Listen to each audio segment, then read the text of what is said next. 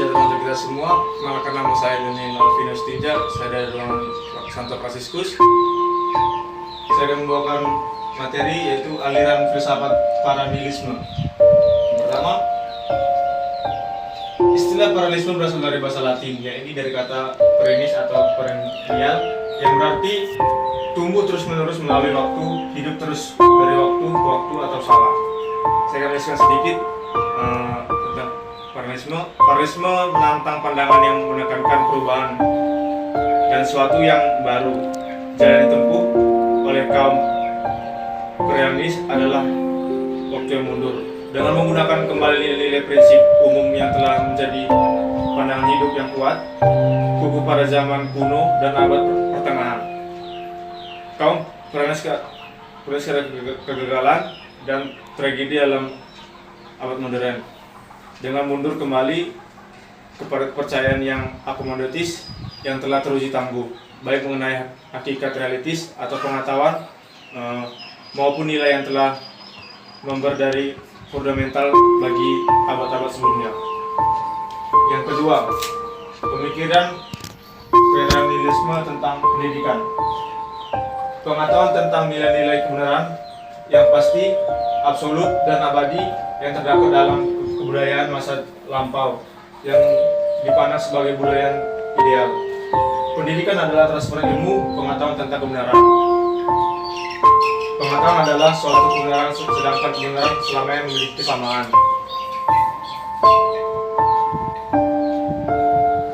Baiklah, saya akan menjelaskan tentang pemikiran parallelisme tentang pendidikan. Yang pertama, sesuai dengan kaum realis berpandangan bahwa dalam dunia yang tidak menentu dan penuh kekacauan serta bahaya yang timbulkan akibat terjadinya krisis di berbagai dimensi kehidupan manusia, tujuan pendidikan serta kestabilan dapat perilaku pendidikan. Dalam pemikiran untuk menyelesaikan dan mengembalikan keadaan yang genting saat ini, Parallelis memandang bahwa jalan keluar tidak ada yang lain kecuali kembali ke kebudayaan masa lampau yang dianggap sangat ideal dan teruji ketangguhannya.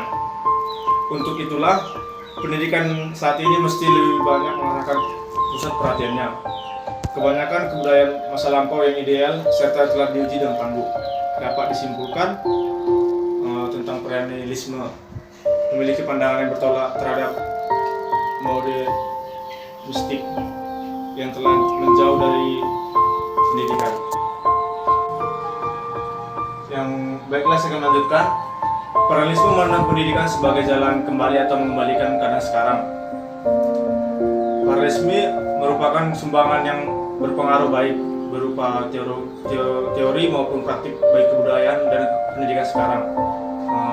Maka dapat dikatakan bahwa parallelisme memandang pendidikan sebagai jalan kembali, yaitu sebagai suatu proses mengembalikan kebudayaan sekarang ini perlu dikembalikan ke budaya masa lampau. Parallelisme merupakan aliran filsafat yang mendasarkan pada kesatuan, bukan mencerai-beraikan, bukan membanding-bandingkan.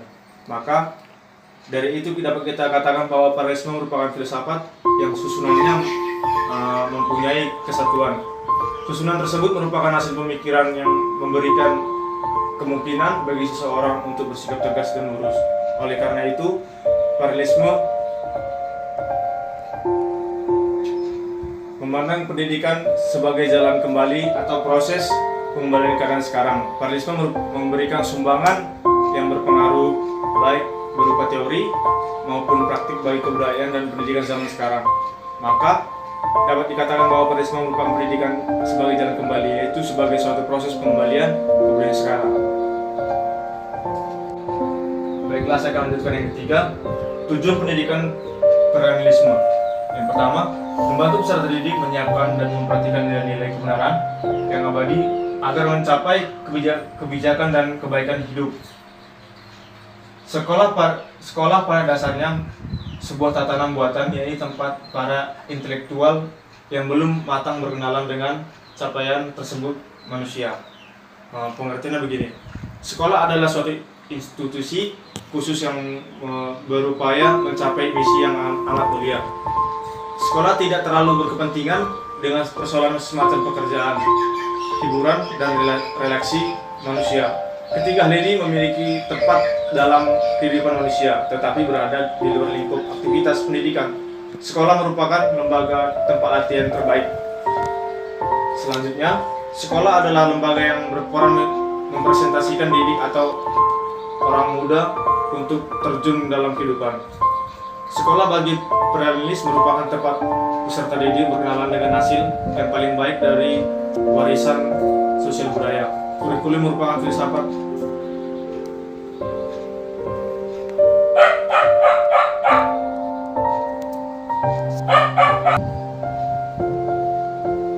Selain bagi perennials merupakan tempat peserta didik berkenalan dengan hasil yang paling baik dan dari warisan budaya. Kurikulum pendidikan bersifat subjek. Selain itu, materi perjalanan terutama harus terarah kepada pembentukan rasional manusia. Sebab demikianlah hakikat manusia. Mata pelajaran yang memiliki status tertinggi adalah mata pembelajaran yang memiliki rasional. Baiklah, saya lanjutkan implementasi perennialisme dalam pendidikan. Yang pertama adalah Plato. Menurut Plato, dunia indera bersumber dari mutlak, yaitu Tuhan. Kebenaran pengetahuan dan nilai sudah ada sebelum manusia lahir dan bersumber dari ide yang mutlak. Baiklah, saya akan menjelaskan tentang Plato. Kebenaran itu ada, yaitu kebenaran yang bulat dan utuh. Manusia dapat memperoleh kebenaran tersebut dengan cara berpikir, bukan dengan pengamatan indera. Karena dengan berpikir itu manusia dapat mengetahui hakikat kebenaran dan pengetahuan. Dengan indera, manusia hanya sampai pada memikirkan. Manusia hendaknya memikirkan, menyelidiki, dan mempelajari diri sendiri dan keseluruhan alam semesta, esensi atau realitas. Dijadikan standar atau dijadikan atas normatif. Dalam segala aspek kehidupan, tujuan utama pendidikan adalah membina pemimpin yang sadar akan asas normatif tersebut dan melaksanakan dalam semua aspek kehidupan. Yang kedua, Aristoteles. Di sini katakan Aristoteles merupakan manusia adalah makhluk materi dan rohani sekaligus. Sebagai materi, ia menyadari bahwa manusia dalam kehidupannya berada dalam kondisi dalam materi dan sosial. Dan karena yang di sini adalah manusia sebagai hewan rasional memiliki kesadaran intelektual karena manusia memiliki intelektual dan spiritual.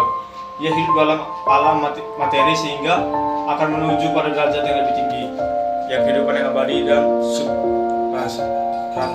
struktural. Yang ketiga, Thomas Aquinas.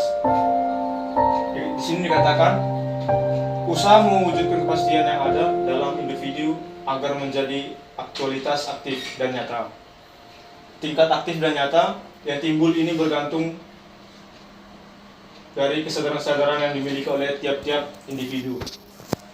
Aquinas mengakui potensi martabat manusia sebagai makhluk intelek sekaligus sebagai makhluk sosial. Ini katakan dari Thomas Aquinas adalah seperti halnya Plato dan Aristoteles, tujuan pendidikan diinginkan oleh Thomas Aquinas adalah sebagai usaha mewujudkan kapasitas yang ada di dalam individu agar menjadi aktualitas, aktif dan nyata.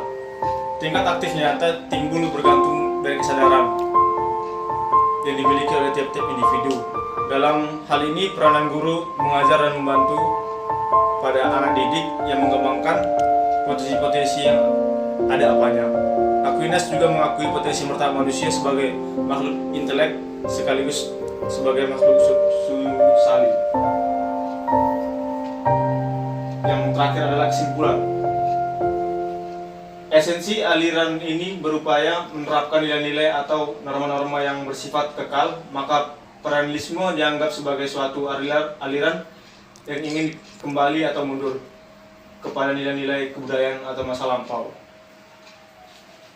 Kembali keyakinan akan nilai-nilai asasi masa silam untuk menghadapi problem kehidupan manusia saat sekarang, bahkan sampai kapanpun di masa dimanapun. Dengan demikian maka perennialisme ini menginginkan bahwa budaya, adat istiadat dan terbiasa mereka melakukan merupakan suatu yang abadi yang dalam tanpa akhir. Baiklah, inilah hasil baiklah sekian dari penjelasan aliran besar paralelisme dari saya.